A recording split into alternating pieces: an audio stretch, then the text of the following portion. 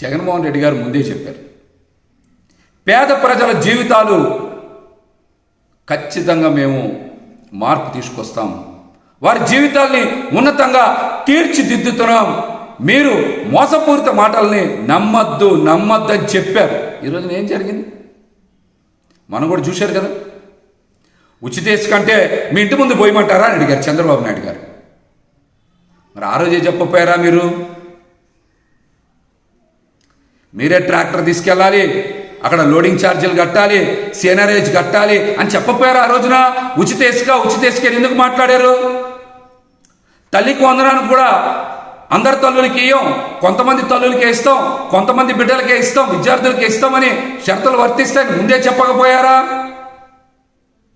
మరీ వీడియోలు పెట్టారు, 1, 2, 3, 4 ఏళ్ళకు 15 అని చెప్పి ఇవాళ పంగనామాలు పెడతానుక మీరు ఆ పథకం పెట్టింది?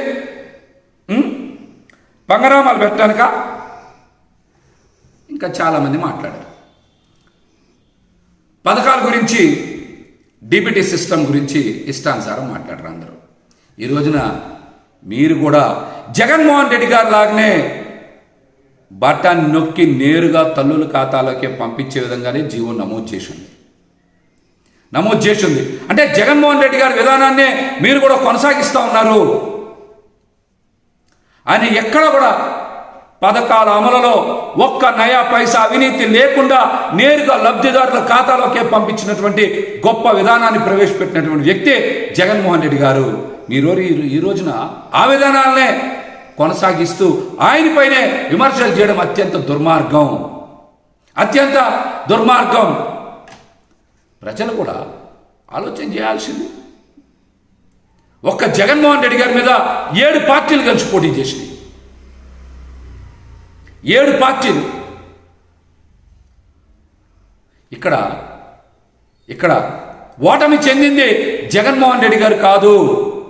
పేద ప్రజల జీవితాల్ని ఉన్నతంగా తీర్చిదిద్దాలనే లక్ష్యంతో పనిచేస్తున్నటువంటి జగన్మోహన్ రెడ్డి గారిని ఓడించడం అంటే పేద ప్రజల్ని ఓడించడమే.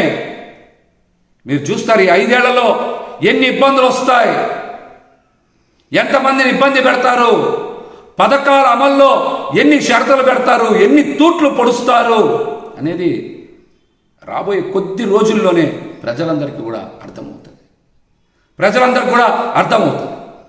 ఇప్పటికైనా సరే చంద్రబాబు నాయుడు గారు ఖచ్చితంగా తల్లికి వందనం పథకాన్ని మీరు ఎన్నికల ప్రచారంలో ఏ విధంగా అయితే మాట్లాడారో అదే విధంగా అమలు చేయాలి. చెయ్యకపోతే ఖచ్చితంగా మహిళల్ని మోసం చేసినట్టే అని కూడా ఈ సందర్భంగా మేమైతే తెలియజేస్తాము.